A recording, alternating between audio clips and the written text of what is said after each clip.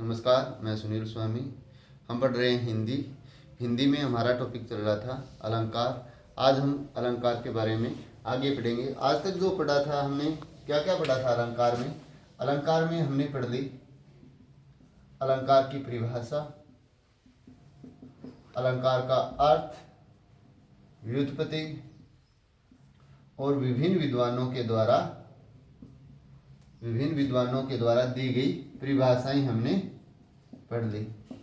विद्वानों के द्वारा दी गई परिभाषाएं भी हमने पढ़ ली थी। इसके अलावा हमने पढ़ा था अलंकारों का वर्गीकरण।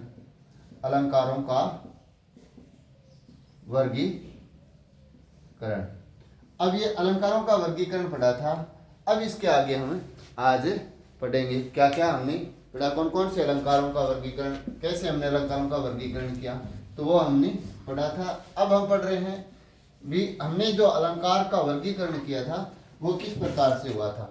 देखिए, अलंकार हम पढ़ ही रहे हैं। अलंकार वर्गीकरण की बात कर रहे हैं तो हमने क्या पढ़ा था, अलंकार तीन प्रकार के होते हैं। क्या पढ़ा था, अलंकार तीन प्रकार के होते हैं। कौन कौन से होते हैं, हमने पढ़ा था शब्द अलंकार और अर्थ अलंकार, और कौन सा पढ़ा था हमने, उभय अलंकार। ये तीनों हमने वर्गीकरण पढ़े थे।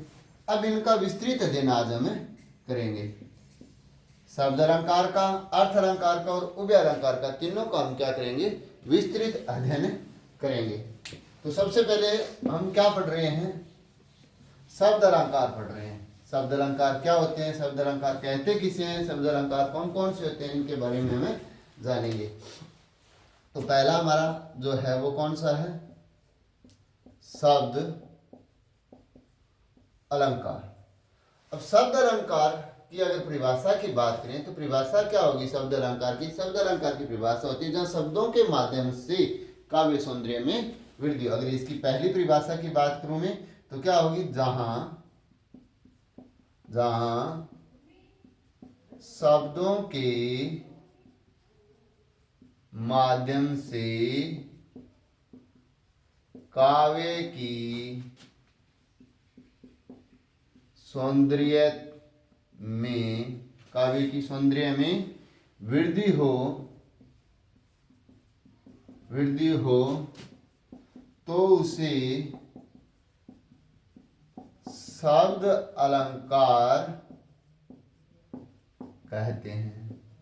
कहने का तात्पर्य क्या हुआ, कहने का तात्पर्य जहां शब्दों के माध्यम से, यानी किसके माध्यम से, शब्दों के माध्यम से किसकी सौंदर्य में वृद्धि हो, काव्य के सौंदर्य में, या काव्य की सौंदर्य में वृद्धि हो, काव्य के सौंदर्य में वृद्धि हो, शब्दों के माध्यम से काव्य के सौंदर्य में वृद्धि हो तो उसे क्या कहते हैं, हमें शब्द अलंकार कहते हैं। ये तो इसकी एक पहली परिभाषा होगी। अगर इसकी दूसरी परिभाषा की बात करें तो दूसरी परिभाषा क्या होगी, जहां कविता में वर्ण एवं शब्द की आवृत्ति के माध्यम से चमत्कार उत्पन्न किया जाता है वहां शब्द अलंकार होता है। अगर दूसरी परिभाषा की बात करें तो वो क्या होगी, दूसरी परिभाषा होगी जहां कविता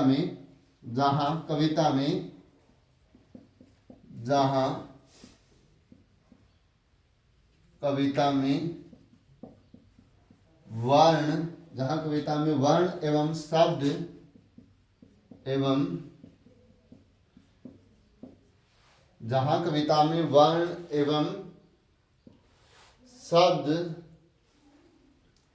की आवृत्ति के माध्यम से, शब्द की आवृत्ति के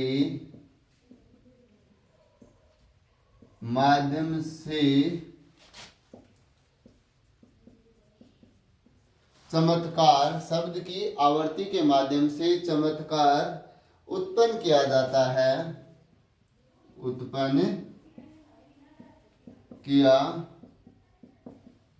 है तो उसे क्या कहते हैं, शब्द अलंकार कहते हैं। दोबारा सुनिए क्या कह रहे हैं, जहां कविता में, किसमें, कविता में किसके द्वारा, वर्ण या शब्द की आवृत्ति के माध्यम से चमत्कार उत्पन्न किया जाए, वहां कौन सा अलंकार होता है, शब्द अलंकार होता है। हमने शब्द अलंकार की परिभाषा पढ़ी, क्या पढ़ी है, जहां शब्दों के माध्यम से काव्य के सौंदर्य में वृद्धि हो तो उसे शब्द अलंकार कहते हैं। दूसरी परिभाषा पढ़ी थी हमने, जहां कविता में वर्ण एवं शब्द की आवृत्ति के माध्यम से चमत्कार उत्पन्न किया जाए, क्या किया जाए, चमत्कार उत्पन्न किया जाए, तो उसे क्या कहते हैं, शब्द अलंकार कहते हैं। अब अगर हम बात करते हैं शब्द अलंकार के पहचान की, तो पहचान कैसे की जाएगी, अगर इसकी बात की जाए, क्या की जाए, शब्द अलंकार को पहचाना कैसा जाए, शब्द अलंकार की पहचान, शब्द अलंकार की पहचान कैसे की जाएगी, तो शब्द अलंकार की पहचान की क्या की जाएगी, यदि शब्द की जगह उसका पर्यायवाची रख दिया जाता है तो अलंकार नष्ट हो जाता है, तो वहां कौन सा अलंकार होगा, तो वहां शब्द अलंकार होगा। कौन सा होगा, शब्द अलंकार होता है। यानी क्या पढ़ रहे हैं हम, शब्द अलंकार पढ़ रहे हैं। शब्द अलंकार की बात करें तो शब्द अलंकार की परिभाषा की बात करें हम पहले, जहां शब्दों के माध्यम से काव्य सौंदर्य में क्या हो, वृद्धि हो, तो उसे शब्द अलंकार कहते हैं। जहां कविता में वर्ण एवं शब्द की आवृत्ति हो, किसकी आवृत्ति, वर्ण एवं शब्द की आवृत्ति हो, के माध्यम से, वर्ण एवं शब्द की आवृत्ति के माध्यम से क्या उत्पन्न किया जाए, चमत्कार उत्पन्न किया जाता है, तो उसे क्या कहते हैं, शब्द अलंकार कहते हैं। अब अगर हमें पूछ लिया जाए कि शब्द अलंकार कहते हैं, लेकिन शब्द अलंकार की पहचान कैसे की जाए, तो शब्द अलंकार की पहचान क्या की जाएगी, जो जिस शब्द में अलंकार है, यानी कोई भी शब्द, जैसे हमने बात की कि शब्द की जगह क्या रख दिया जाए, पर्यायवाची रख दिया जाए, तो क्या नष्ट हो जाता है, अलंकार नष्ट हो जाता है, तो वहां कौन सा अलंकार होगा, शब्द अलंकार होगा। अब मैं इसे उदाहरण के माध्यम से भी आपको मैं समझाऊंगा। तो देखिए उदाहरण क्या होगा,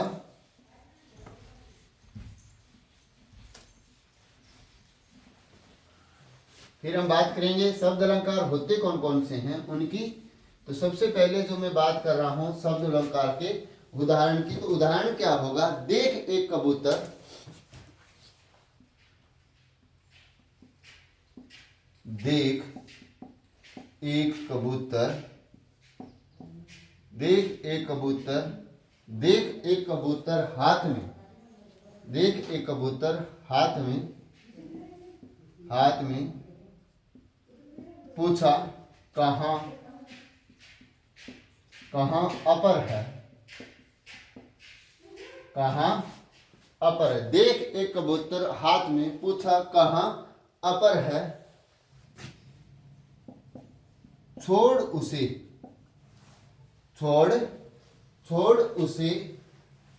कह दिया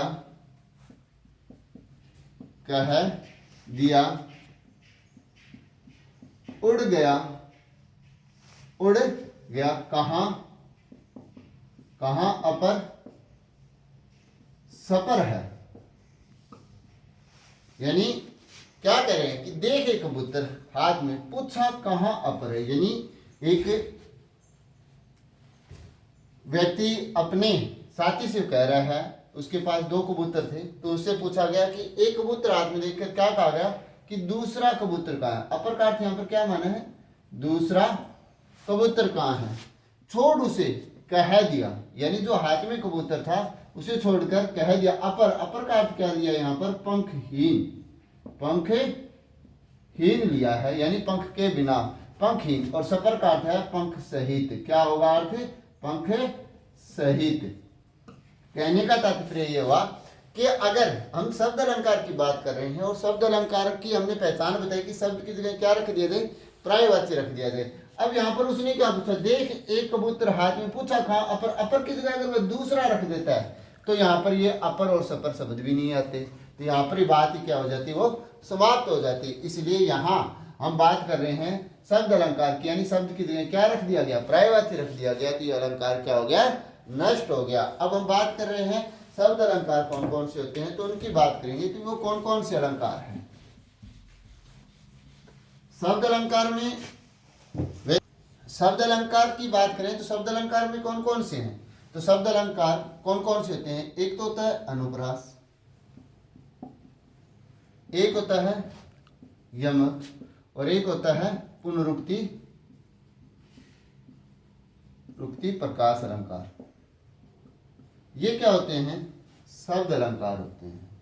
तीन ही मानी गई हैं, वैसे विद्वानों के द्वारा अलग अलग मानी गई। इसमें श्लेष भी दिया जाता है, इसमें वक्रोक्ति भी दिया जाता है, लेकिन ये दोनों किस में आएंगे, उभय अलंकार में आ जाएंगे, उभय अलंकार में दे दें।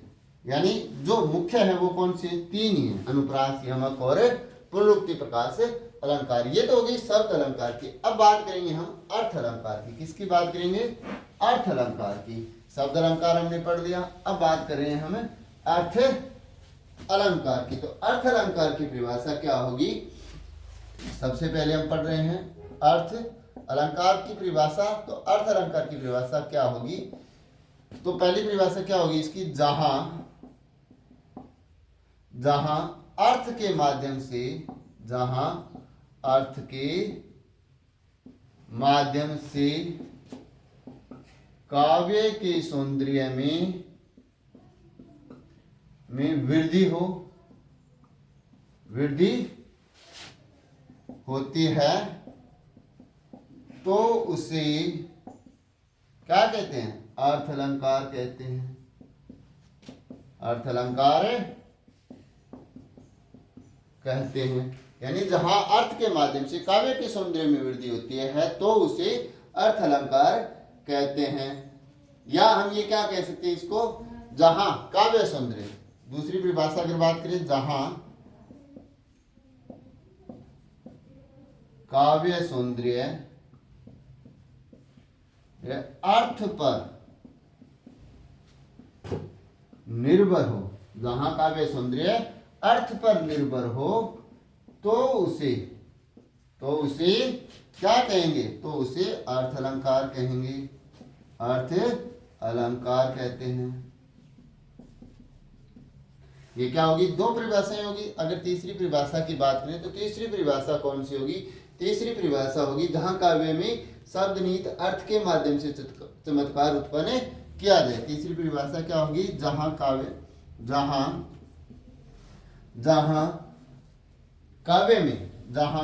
में शब्द निहित अर्थ के माध्यम से, जहां काव्य में शब्द निहित अर्थ के माध्यम से चमत्कार उत्पन्न किया जाए। क्या किया जाए, चमत्कार उत्पन्न किया जाए, तो उसे अर्थ अलंकार कहते हैं। यानी हम परिभाषा पढ़ रहे हैं अर्थ अलंकार की। अर्थ अलंकार की परिभाषा क्या होगी, जहां अर्थ के माध्यम से, किसके माध्यम से, अर्थ के माध्यम से काव्य के सौंदर्य में क्या हो, वृद्धि हो, तो उसे क्या कहते हैं, अर्थ अलंकार कहते हैं। जहां काव्य सौंदर्य किस पर निर्भर हो, अर्थ पर निर्भर हो, जहां काव्य सौंदर्य अर्थ पर निर्भर हो, तो उसे अर्थ अलंकार कहते हैं। तीसरी परिभाषा की बात करते हैं, जहां काव्य में शब्द निहित अर्थ के माध्यम से, किसके माध्यम से, शब्द निहित अर्थ के माध्यम से चमत्कार उत्पन्न किया जाए, तो उसे अर्थ अलंकार कहते हैं। ये तो क्या थी इनकी तीनों परिभाषाएं। एक बार मैं दोबारा आपको शब्द अलंकार और अर्थ अलंकार में थोड़ा सा अंतर करके बता देता हूं। देखिए, शब्द अलंकार में हमने क्या पढ़ा था, काव्य के सौंदर्य की वृद्धि किसके माध्यम से हो रही थी, काव्य के सौंदर्य की वृद्धि शब्द के माध्यम से हो रही थी, ठीक। और अर्थ अलंकार में किसके माध्यम से हो रही है, अर्थ के माध्यम से। यानी इन दोनों का जो, इनके दोनों के पहले जो शब्द हैं उन्हीं के आधार पर इसकी परिभाषा हमें बना सकते हैं। यानी अर्थ अलंकार में तो अर्थ के माध्यम से और शब्द के अंदर शब्द के माध्यम से काव्य की सौंदर्य में वृद्धि होती है। और अर्थ में काव्य की सौंदर्य, काव्य का जो सौंदर्य वो किस पर निर्भर करता है? अर्थ पर निर्भर करता है। तो वहां कौन सा अलंकार होता है? शब्द अलंकार, सॉरी अर्थ के माध्यम से बात करेंगे तो वहां पर कौन सा अलंकार होगा? अर्थ अलंकार होगा। अब हम बात करेंगे अर्थ अलंकार की पहचान कैसी की जाए अर्थ अलंकार की, तो उसकी बात हमें कर रहे हैं।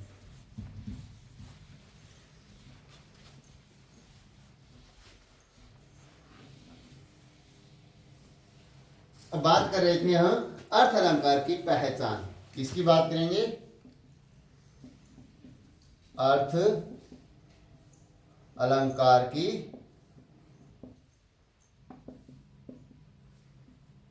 पहचान। अर्थ अलंकार की पहचान क्या होती है? अर्थ अलंकार की पहचान होती है यदि उन शब्दों के स्थान पर, क्या होगी? यदि उन शब्दों के स्थान पर, यदि उन शब्दों के स्थान पर पर्यायवाची रख दिया जाए तो भी अलंकार बना रहता है, तो वहां क्या होगा? तो वहां अर्थ अलंकार होता है। ठीक, यानी उन शब्दों के स्थान पर क्या रख दिया जाए? पर्यायवाची रखने के बाद भी क्या अलंकार बना रहता है, तो कौन सा अलंकार होगा? अर्थ अलंकार होगा। उदाहरण की बात करते हैं तो उदाहरण क्या होगा? देखिए, सरल सा उदाहरण की बात करूं तो जैसे हमने लिख दिया मुख रूपी चंद्रमा, या चंद्रमा रूपी मुख भी हमें कह सकते हैं। अगर इससे अलावा हम ये कहते हैं कि चंद्रमा के समान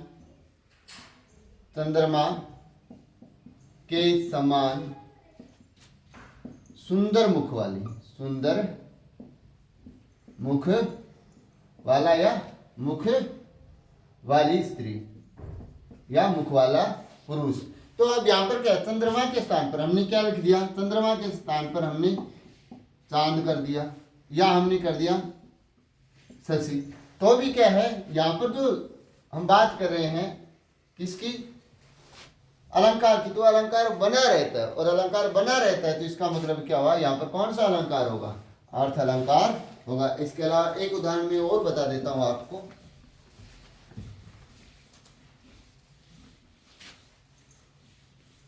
जैसे अजा सहेली तासु रिपु ता जननी भरतार। अजा सहेली तासु रिपु ता जननी भरतार। अजा सहेली तासु रिपु ता जननी भरतार। तासु सूत के मीत, तासु सूत के मीत को भजिए 12 में बार। अब देखिए, अजा सहेली यानी बकरी की सहेली सखी, बकरी की सहेली कौन होगी? भेड़। तासु रिपु, उसके रिपु का अर्थ क्या होगा? शत्रु। ता जननी, की जननी कौन है यहाँ पर?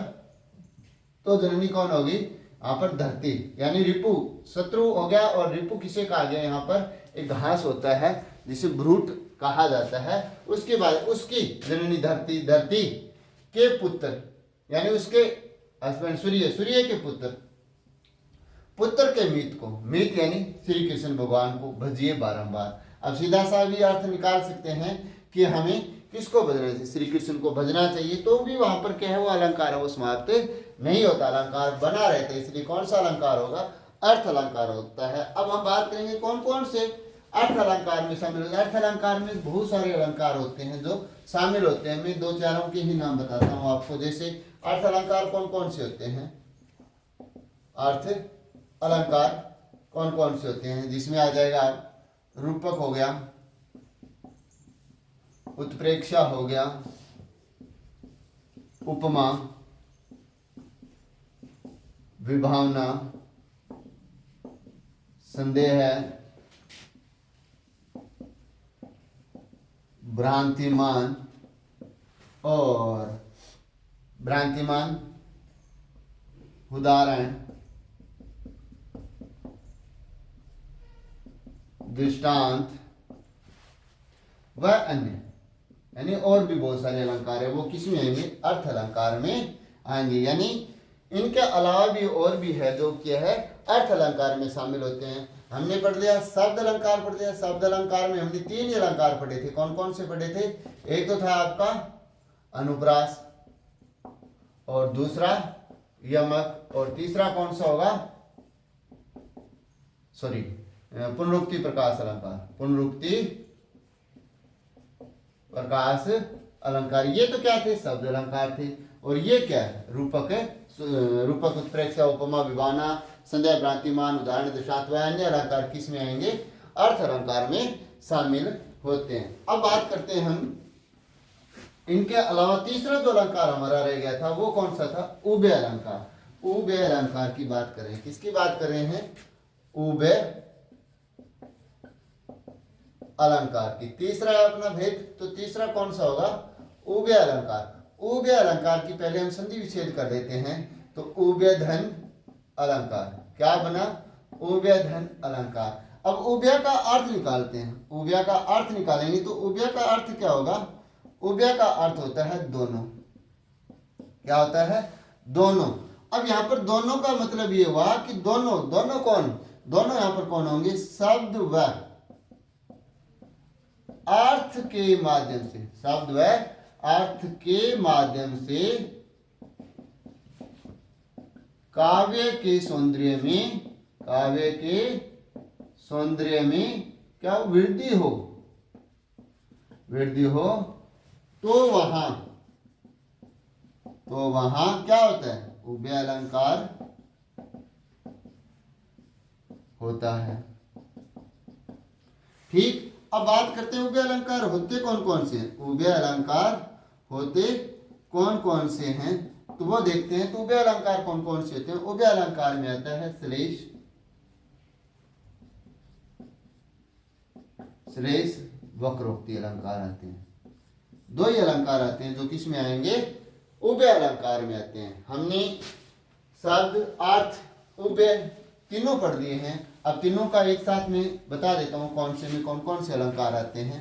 तो पहले मैं बात कर रहा हूं किसकी, शब्द अलंकार की। किसकी बात कर रहा हूं, शब्द अलंकार की। शब्द अलंकार में कौन कौन से आएंगे, अनुप्रास होगा,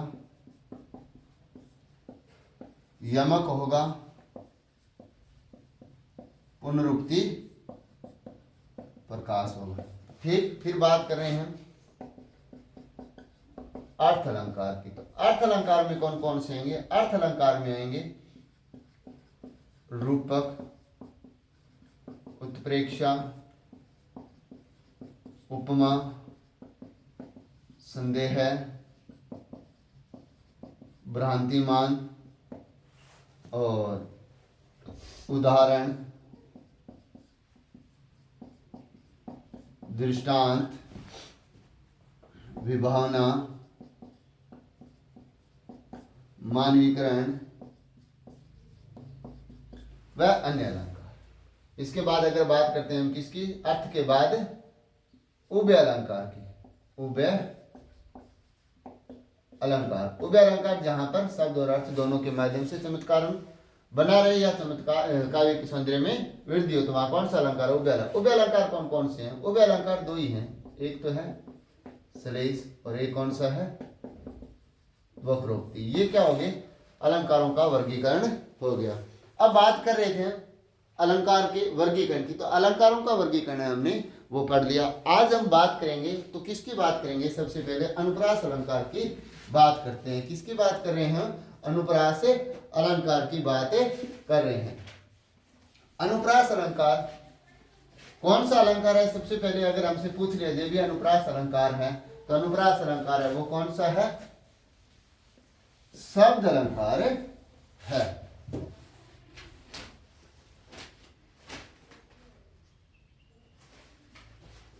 हाँ, तो बात कर रहे थे हम किसकी? अनुप्रास अलंकार।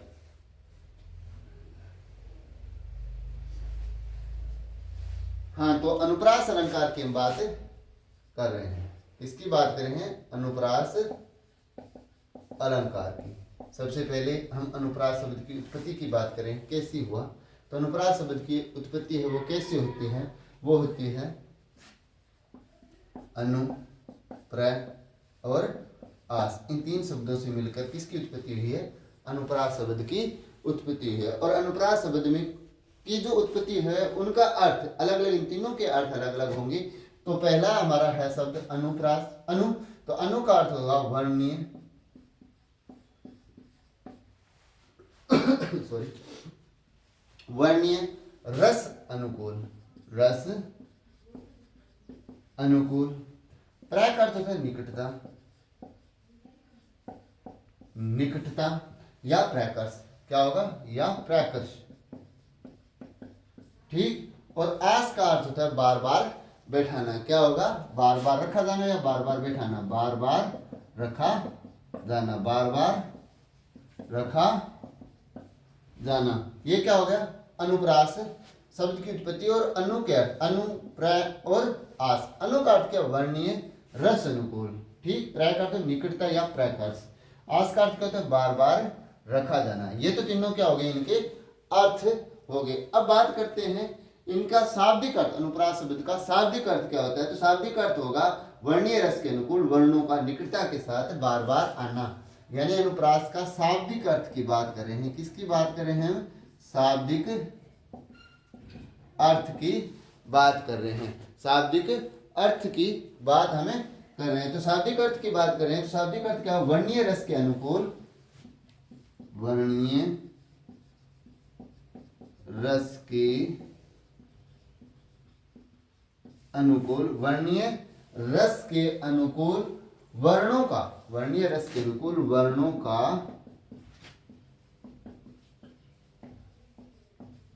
निकटता, वर्णों का निकटता के साथ बार बार आना। निकटता के साथ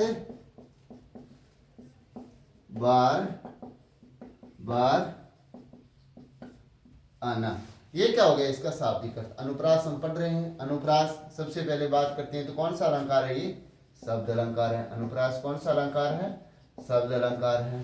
फिर बात करें अनुप्रास अलंकार की, अनुप्रास शब्द की उत्पत्ति। तो अनुप्रास अनु, प्र और आस से बना है। अनु का अर्थ वर्णीय रस अनुकूल, प्र का अर्थ निकटता या प्रैकर्ष, आस बार बार रखा जाना। शाब्दिक अर्थ, शाब्दिक अर्थ क्या होगा? शाब्दिक अर्थ होगा इसका वर्णीय रस के अनुकूल वर्णों का निकटता के साथ बार बार आना। ये क्या हो गया? इसका शाब्दिक अर्थ। और इस शब्द की उत्पत्ति की हमें बात कर रहे थे वो हो गई। अब बात करेंगे हम इसके परिभाषा की।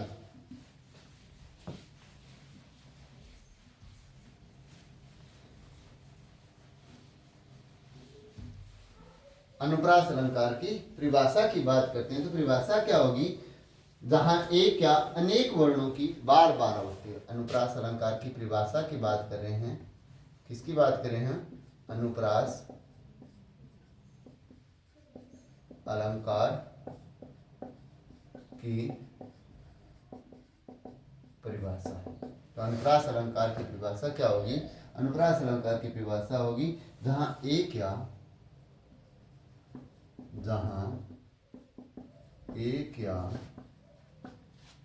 अनेक वर्णों, जहां एक या अनेक वर्णों की बार बार आवृत्ति हो, की बार बार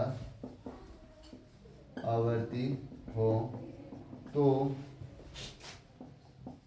वहां अनुप्रास अलंकार होता है। यानी जहां एक या अनेक वर्णों की बार बार आवृत्ति हो तो वहां कौन सा अलंकार होता है? अनुप्रास अलंकार होता। हाँ, हमने एक परिभाषा पढ़ी, क्या पढ़ी? एक या अनेक वर्णों की बार बार आवृत्ति हो तो वहाँ कौन सा अलंकार होगा? अनुप्रास अलंकार होता है। अगर दूसरी बात करें, दूसरी परिभाषा की बात करें तो दूसरी परिभाषा क्या होगी? दूसरी परिभाषा होगी किसी काव्य में वर्णों की, किसी काव्य में वर्णों की, किसी काव्य में वर्णों की रस अनुकूल आवर्ती हो तो वहाँ कौन सा अलंकार है? वहाँ अनुप्रास अलंकार होता है।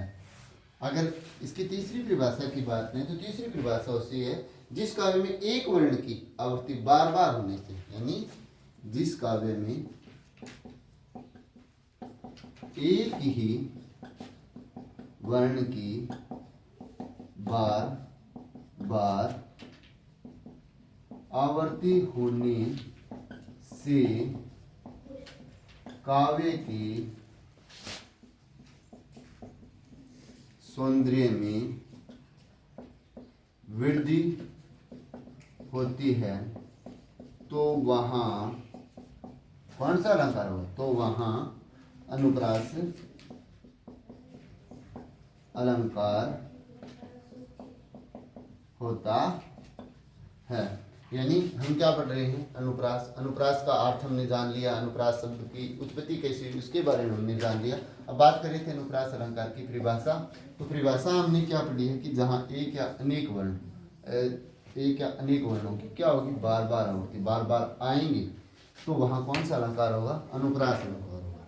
दूसरी बात कर रहे थे परिभाषा, तो किसी काव्य में किसकी आवृत्ति? वर्णों की रस अनुकूल आवृत्ति, रस के अकॉर्डिंग आवृत्ति हो तो वहाँ कौन सा अलंकार होगा? अनुप्रास अलंकार होगा। जिस काव्य में एक ही वर्ण की बार बार आवृत्ति होने से काव्य की सौंदर्य में क्या हो? वृद्धि होती है तो वहाँ कौन सा अलंकार होता है? वहाँ कौन सा अलंकार होगा? वहाँ अनुप्रास अलंकार होगा। ये तो हमने क्या पढ़ी थी? परिभाषा अलंकार, अनुप्रास अलंकार की। अब हम पढ़ रहे हैं अनुप्रास अलंकार के भेद। पहले मैं आपको भेद बता देता हूँ और इनका वर्गीकरण है या हम भेदों की जो परिभाषा है या भेद कैसे बने इनके बारे में हमें वो कल जानेंगे। केवल आज हम भेद ही पढ़ेंगे। तो अनुप्रास अलंकार के भेद कौन कौन से होते हैं? अनुप्रास अलंकार के भेद, तो अनुप्रास अलंकार के भेद हैं वो कौन कौन से होते हैं? पहला होता है इसका छेका अनुप्रास अलंकार, दूसरा होता है वृत्तीय अनुप्रास अलंकार और तीसरा होता है श्रुति अनुप्रास अलंकार और चौथा कौन सा होगा? अंत्य अनुप्रास अलंकार।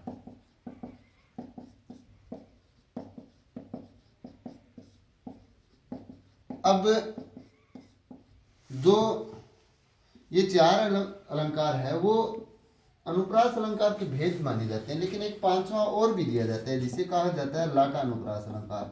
लाटानुप्रास अलंकार भी एक भेद माना जाता है, लेकिन कुछ एक किताबों में दिया गया है लाटानुप्रास अलंकार को, कुछ एक किताबों में केवल चार ही, जो अंत्य अनुप्रास, श्रुत्य, वृत्य और छेकानुप्रास, ये चारों को ही माना गया है। ये तो थे अनुप्रास अलंकार के भेद, बाकी हम कल पढ़ेंगे। धन्यवाद। देखते रहिए Hindi with Sunil Swami YouTube channel.